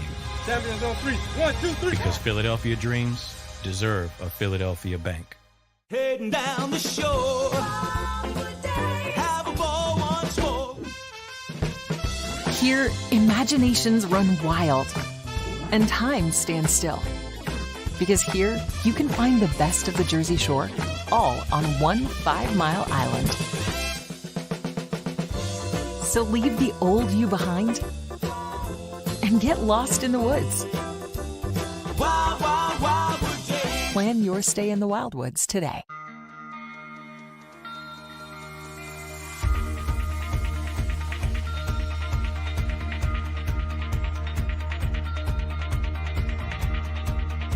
Hi, I'm Jim Muehlbronner, Managing Partner at Del Valle Insurance Group. Give us a call. We're a local, knowledgeable agency, not an 800 number. Go Birds!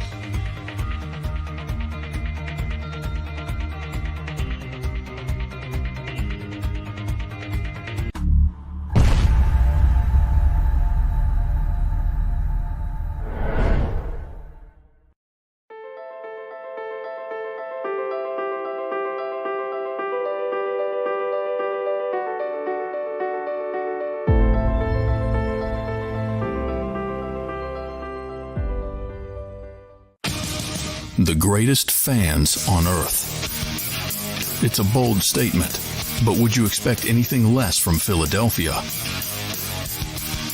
58 years of heartache creates a toughness, a grit, a resolve not found in most. Sure, our prayers were answered, but now that we've had a taste, we're looking for more. Pondley Hockey, official partner of the Philadelphia Eagles. EAGLES, Eagles.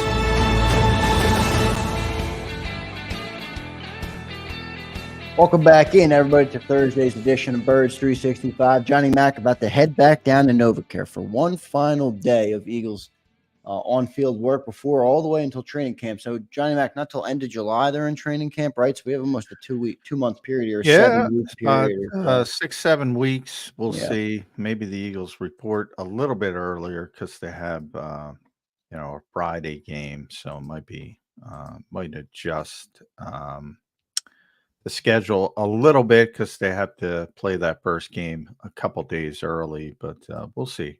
Late July.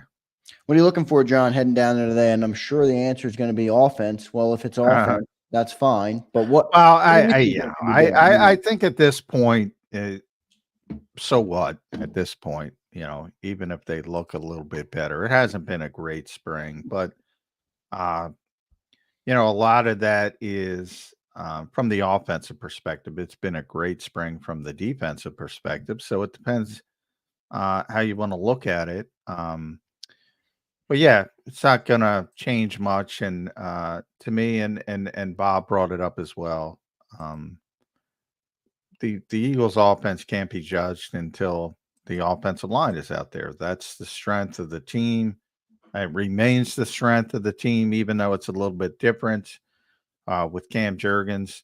Heard it again yesterday with Jordan Mailata saying, for those worried about Cam Jurgens, and Jeff Stoutland said it earlier this week, we were concerned about him at right guard. We're not concerned about him at center. He's a center. And that's why he's here. That's why he was drafted. Doesn't mean he's going to be Jason Kelce, but he's going to be a good center. He's going to be a good NFL center. And he was a good guard last year. So I'm not worried about that. There's some worry about Tyler Steen, but now that you have Mekhi Becton and he's shown an ability to be in the mix at guard with Landon Dickerson's excused absence. It's going to be a good offensive line. It's just a matter of how good. And when they're on the field, things change for the defense, and it becomes much more difficult for the defense. So I wouldn't say panic, but again, we can only talk about what we see, and what we've seen. The offense hasn't been great. And they're learning a new system. That's a big part of it as well.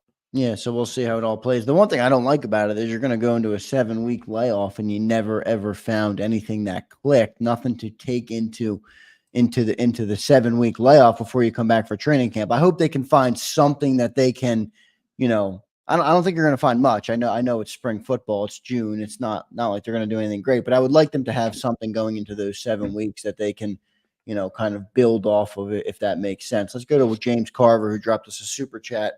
Thank you, James, for the $19.99 super chat. Your second one of the day. So we do appreciate when you contribute to the show. J-Mac, I don't worry about Nolan because Vic almost exclusively drops his bonus dropper from the opposite side of the creeper blitzing linebacker, which is almost always the will, and thus Huff, BG, or other strong drop, and Nolan sweat rush. It's a little bit confusing for me, but John, any response to James Carver there? Well, I would think Vic would take exception to that. If you're always doing the same thing, people are going to figure that out pretty quickly. So from the standpoint, and Vic has changed a bit, and he's talked about it, and he's been very honest about it. And I used to hear the same things from Mike Zimmer as well. When people start copying your scheme, I think there's almost a natural, it starts with, man, I wish everybody would stop copying my scheme. Right. And then you settle down into, well, I'm going to have to throw some curveballs. And I think the biggest curveball from Vic's perspective has been shifting from a default quarters coverage. And by default, I would say when he first started this scheme, he played more quarters than anything else when it came to coverage. And then now it's become more cover 3, which is what most people would call it, but he calls it cover 9.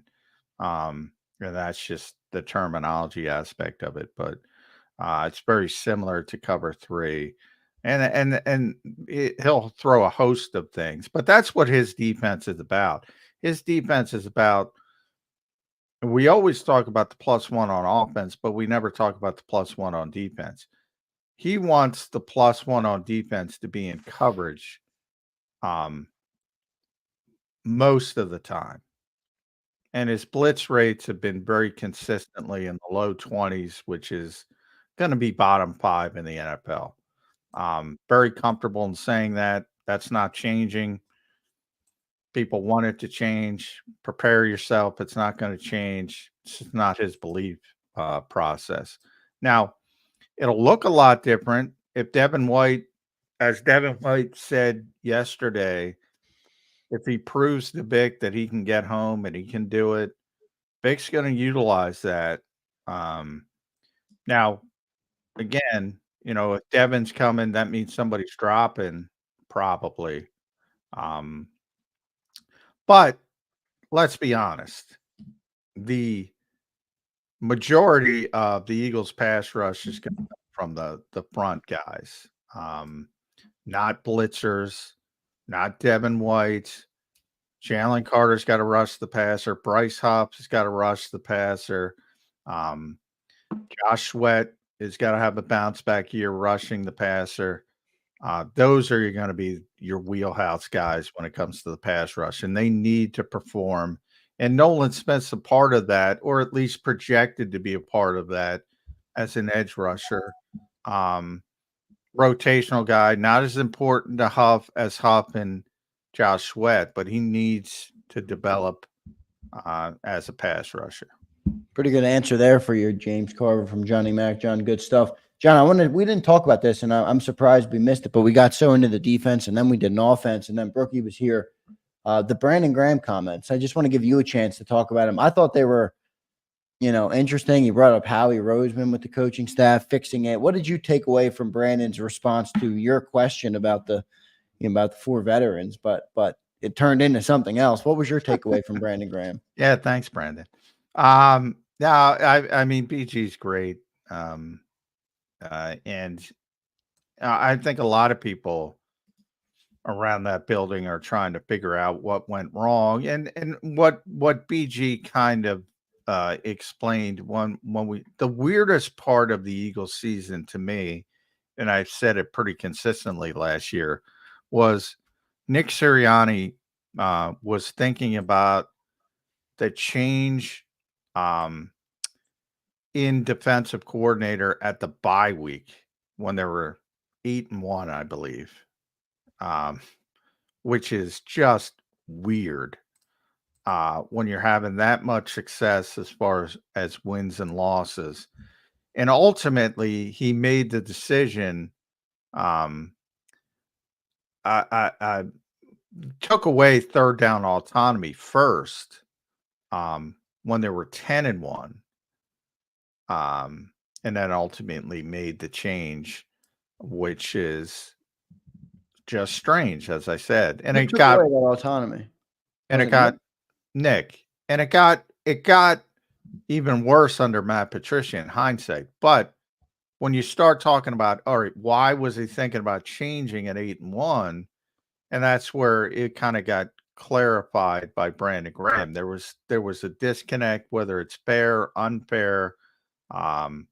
Communication was not where it wanted to be. And Nick obviously sees all this. And it became apparent that in the Eagles organization's mind that Sean Desai was not a defensive coordinator or shouldn't have been a defensive coordinator. He's a smart guy. He can, and Brookie made a good comment about that. You might know it, but can you teach it? Right. It's like, I try to do the best here in explaining, like I just did with Big's defense, trying to explain it as the best I can. But if I can't impart that knowledge to other people, it's not really all that meaningful. And more so that's what coaches are. They're teachers. Can you teach it? Sean definitely knows it. Smart guy, education, master's degree in education, but evidently he couldn't get it across to the players in a way where they felt comfortable with it. Do you think some of that is just related to the cachet thing where he's a younger coach? I think he was a second-year coordinator, but how much of it would you chalk up to that? Well, a lot of it. I think Sean Desai could be defensive coordinator again one day. Yeah, I'm sure he can. I mean, he's a senior defensive assistant with the Rams, and Sean McVay's got a pretty good reputation. So it's not like everybody in the world thinks. And Vic Fangio loves Sean Desai. You know, it's one of those things where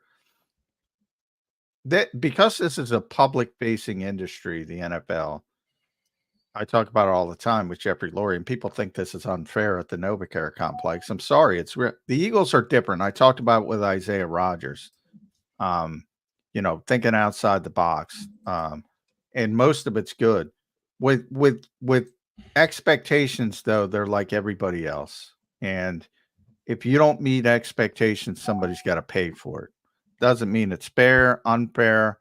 And then you look for reasons. And a lot of people have centered on, well, Sean just doesn't have the experience. Well, neither did Nick Sirianni or Shane Steichen or Jonathan Gannon. But that worked out pretty well because they got over the hump and they were willing to go through the growing pains. They weren't willing to go through the growing pains with Sean Desai and Brian Johnson. They just weren't. I mean, in hindsight, I don't know why they went that route. But Brandon Graham did bring up Howie's name about getting it right. Did that sound any alarms for you, Johnny Mac? I mean, no, because in that instance, you know, Brandon obviously has been around Howie for a long time and has tremendous respect for Howie, and you know, called him the Wizard, I believe. But yeah, I mean, it's not Brandon's purview, the coaching staff. So I don't think he goes out of his way to say, oh, did Jeffrey hire this guy? Did Howie hire this guy? Did Nick hire this guy? I just think, you know, he's got a lot of respect for Howie Roseman, and he was just expressing that respect. That's how I kind of took that. Yeah, that makes sense. I mean, I think there is maybe something to it where Howie's probably has more of his pulse on the coaching staff than people would like to admit, but maybe not. I mean, I think you make a good point about Brandon Graham probably just respecting Howie Roseman. Obviously, Howie's involved. Howie's basically, but Nick hires the coaches. So there's a lot of times where Howie's job with the coaching staff is to collect candidates. When, you know, there's not a clearly defined route they're going. In other words, you know, Bobby King, for instance, doesn't have a history with Vic Fangio. Most of the coaches Vic hired or Vic has on his staff, not Vic hired, but Nick hired.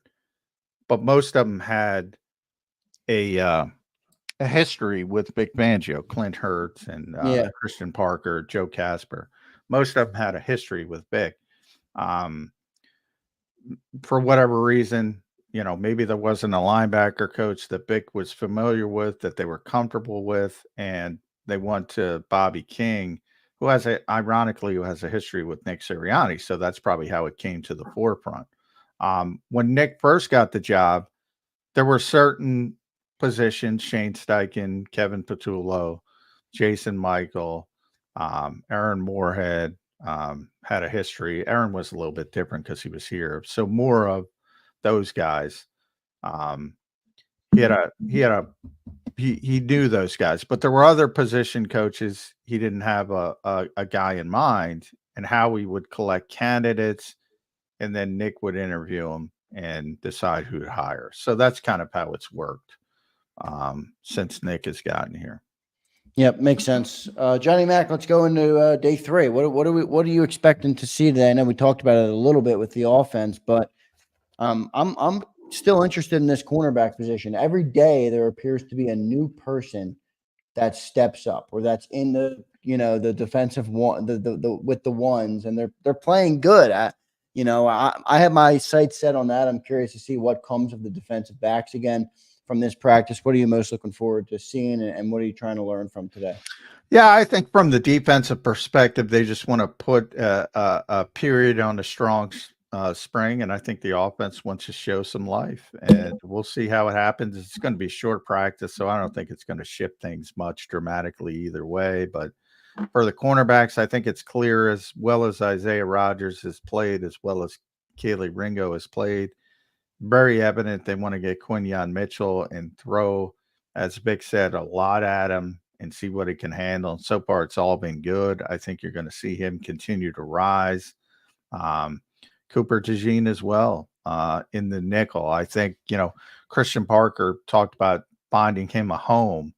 We don't want to just play him at a million spots, he said, just to play him and take advantage of it. We want to give him a home first. And I think that home's going to be in the slot. So, yeah, exciting times in the defensive backfield. Much more, not only options, but talented options. And that's the key. And guys who look like they can play. Yeah, it certainly does. John, we're going to get out of here just a couple minutes early here, just because I want to give you a chance to get as much time to get on the road and get down there as you can. So I want to thank everybody in the chat, Suplex and Mike, James Carver, Daz, Paul Mancini, Twiz. We appreciate every single one of you guys for being here. Always make the show great. Make sure you guys drop a like. I think we're slagging a little bit, just under 100 likes. Let's get up over 100 likes at least before the live show is out. So if you guys are watching, if you enjoyed the show today, if you enjoyed Johnny Mack, if you enjoyed Bob Brookover, even if you enjoyed me, drop a like. We appreciate it. We thank you guys for being here every single day. Johnny Mack, travel safe down to NovaCare. We'll talk to you on Friday's edition of Birds 365. Should be a good one. All right. Thanks, guys. Thanks, everybody. See you tomorrow. You've been listening to Birds 365, the destination for the passionate Eagles football fan who bleeds green. If it's Eagles football, we're talking about it. Debate, inside the locker room, and guests that are some of the greatest football minds from around the region. We hope you enjoyed the show. We know we had a blast. Make sure to like, comment, and subscribe, and we'll be back soon. But in the meantime, hook up with us on social media at JAKIB Sports. See you next time on Birds 365.